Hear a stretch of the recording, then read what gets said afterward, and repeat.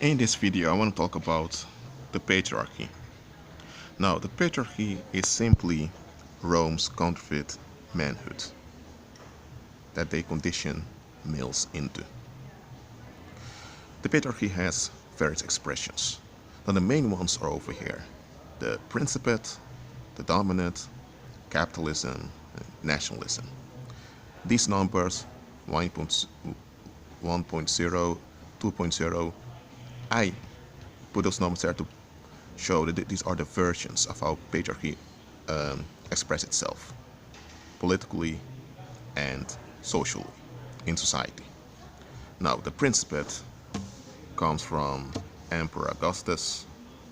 It began in 27 BC when the Roman Empire was established, which was called Principatus Romanus.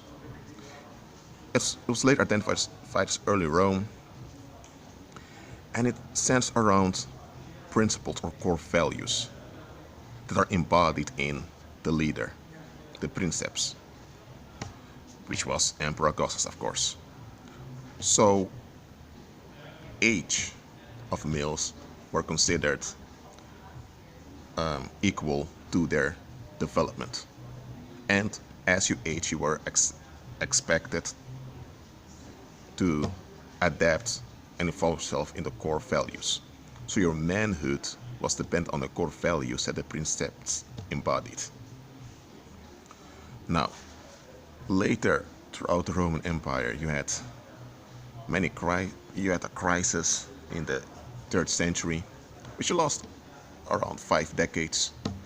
After that came the dominant, or let me say the form of governing changed to a more autocratic form, in which the senatorial elites were kind of banned. They were not completely extinguished, but they didn't have the central role anymore as over here. Here, your manhood was validated by you adapting core values of the princeps, the first man. Here, you had to be pragmatic by participating in whatever relevant structure that was around you. That's the dominant.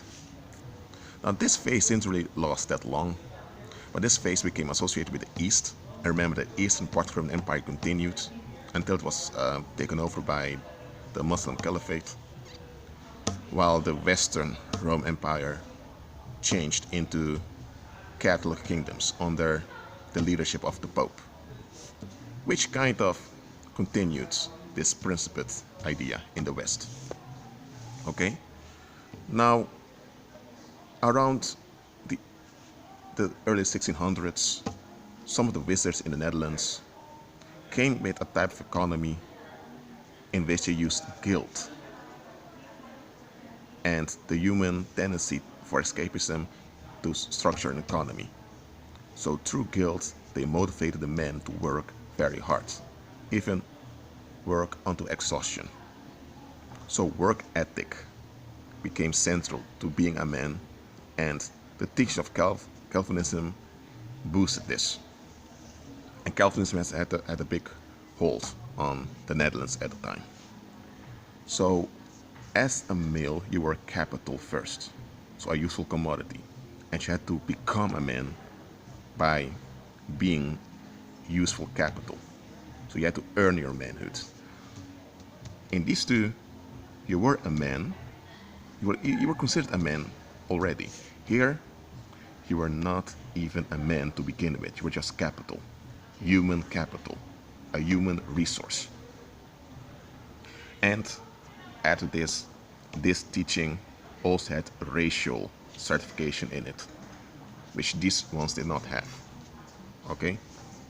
Now, capitalism, through the colonial era, it developed by the Anglo-Dutch Empire, or better said, the Anglo-Dutch banking system that was developed by the British and the Dutch.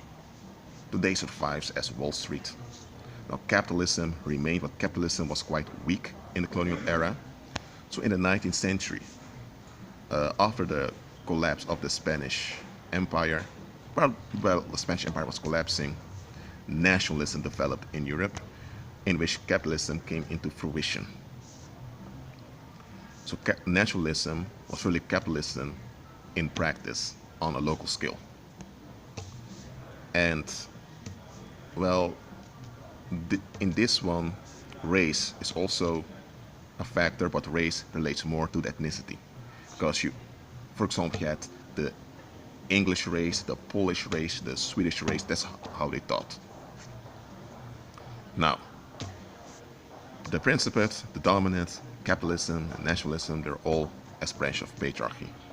It's the same counterfeit manhood that Rome conditions males into. These ones were more, this one was more tribal, so this was a bit natural, and this was a bit more in relation to the natural manhood that Christ designed. But it's a counterfeit, nevertheless. This one was more of an aggressive form of manhood in which you follow the alpha male, the violent male figure. In capitalism, you're just capital and you have to fight through hard work to become a man. And in nationalism, well, this capitalism really in practice. Now you may say, Rashid, not all nation states were capitalist. Well, nationalism developed in a capitalist context. Yes, there were other forms of economy that were later introduced, but nationalism arose in the context of capitalism. Because capitalism needs to have a ground in which it can operate. And nationalism offered this. You had to identify with the nation, and in the nation, you had to be active by building the nation. And as a male, you build the nation through your work ethic, also by participating. So in nationalism, the dominant also comes into play. And then later, in the 20th century, also a bit of the Principate. But patriarchy, Rome's counterfeit manhood, this is how it has expressed itself in major forms throughout history. So when they talk about patriarchy, they talk about Rome's counterfeit manhood. True manhood is what Christ designed, which is a reflection of himself. Rome comes with a counterfeit, which is centered around Apollo, which, like all these forms, are centered around the beast. Yes, naturalism also.